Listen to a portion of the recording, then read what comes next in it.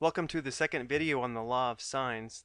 This video deals with the ambiguous case, so the goal is to solve triangles using the law of sines given side-side angle. So the law of sines has problems dealing with side-side angle.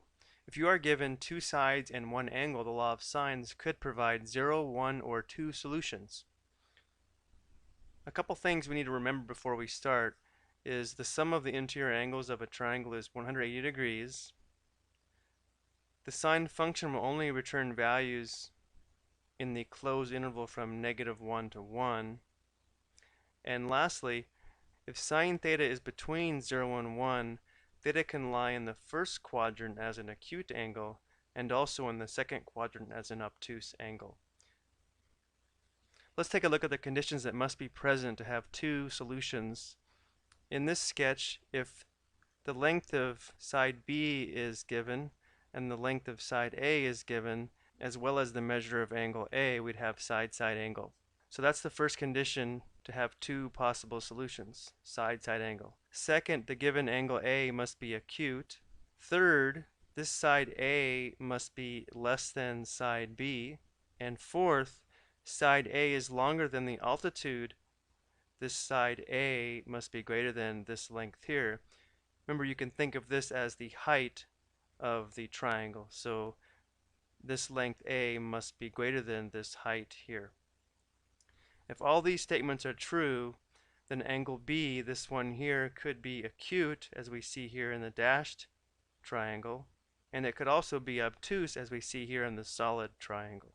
Let's take a look at an animation that illustrates this. So here we have a triangle, and notice as I change the length of B, here we see it has two solutions because this length B is less than side A but greater than the height of this triangle, which would be the altitude of the triangle.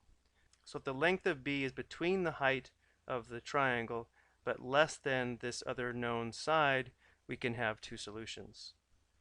If it's too small or less than the height, we actually have no solutions because we can't connect the three sides to form a triangle. And if the length of side B is too large, again there's two solutions, but once it becomes larger than side A, we only have one possible triangle. Okay, so obviously that is a lot to remember, but here's what you really need to know. Number one, if you have side-side angle and the given angle is acute, you could have 0, 1, or 2 possible triangles. If, when using the law of sines, you get an equation where sine theta is greater than 1, then there's no solution. Number three, if when using the law of sines you get an equation where sine theta is less than 1, we will find both the acute and obtuse angle for that equation.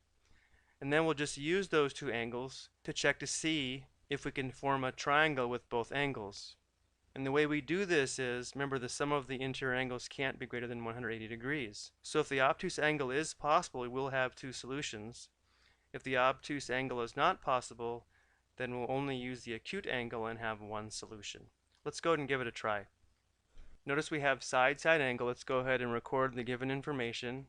So angle C is 82 degrees, side A is 11 meters, and side C is 7 meters. Let's go ahead and apply the law of sines and see what happens. Let's try to determine the measure of angle A. So we have the sine of 82 degrees is to the opposite side 7 meters as the sine of A divided by 11. We have a proportion with one unknown. Let's go ahead and cross multiply. 7 sine A must equal 11 sine 82 degrees. Divide both sides by 7. Let's go ahead and evaluate this on our calculator. I'm already in degree mode. 11 sine 82 degrees divided by 7. We have approximately 1.5561. Remember, the sine function only returns a value on the closed interval from -1 to +1. Sine A cannot equal 1.5561. This is an indication that there is no solution to this problem. Go ahead and take a look at another problem. Let's set up our triangle. Angle A is 88 degrees, side A is 110 feet, side C is 54 feet. Again, we have side-side angle. The given angle is acute. Let's go ahead and apply the law of sines and see what happens. So we have to use angle A and side A.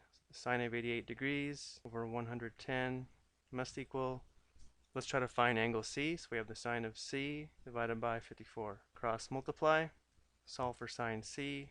And just to save some time, I've already found this value. It's approximately 0.4906.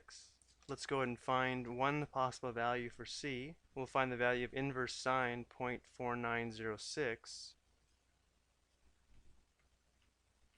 This gives us an angle of approximately 29 degrees. But there's also another angle that has the sine function value of 0.4906. Remember, sine is positive in both the first and the second quadrant. So if we have a 29-degree angle here, if we sketch a 29-degree reference angle in the second quadrant, this angle will have the same sine function value.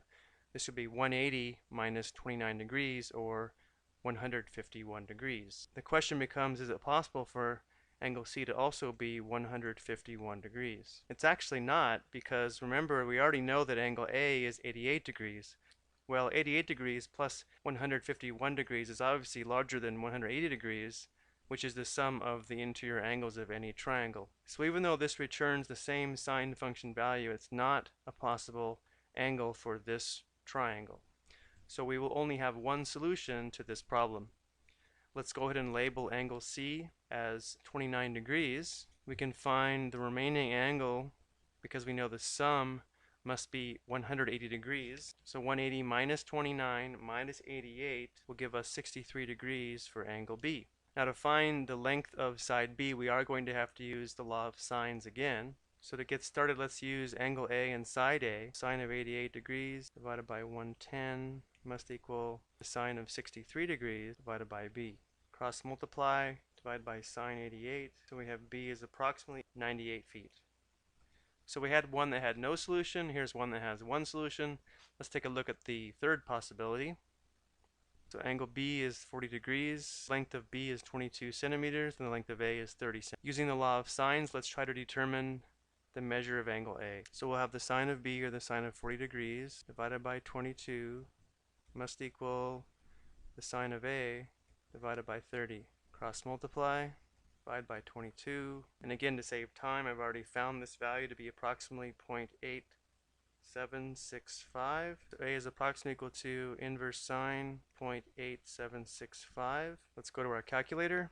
Inverse sine 0.8765 returns an angle of 61 degrees. But remember, there's also another angle in the second quadrant that returns a sine function value of 0.8765. If we sketch this in standard position, there's another angle over here, and this angle would be 180 minus 61, or 119. Question becomes, could this angle also be 119 degrees?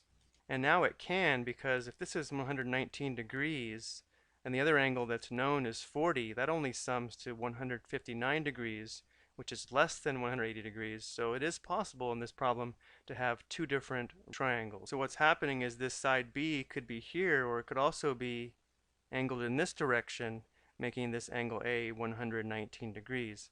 Let's go ahead and sketch the second possibility here. So angle A could be 61 degrees for our first solution, and angle A could also be 119 degrees for the second solution. Let's go ahead and stick with our original sketch and determine the length of side C and the measure of angle C. Since we know the sum of these angles must be 180 degrees, that would leave 79 degrees for angle C. Now we have to find the length of side C using the law of sines. So we have the sine 40 degrees divided by 22 must equal sine of divided by the C. This comes out to approximately 34 centimeters. Here's our first possible solution.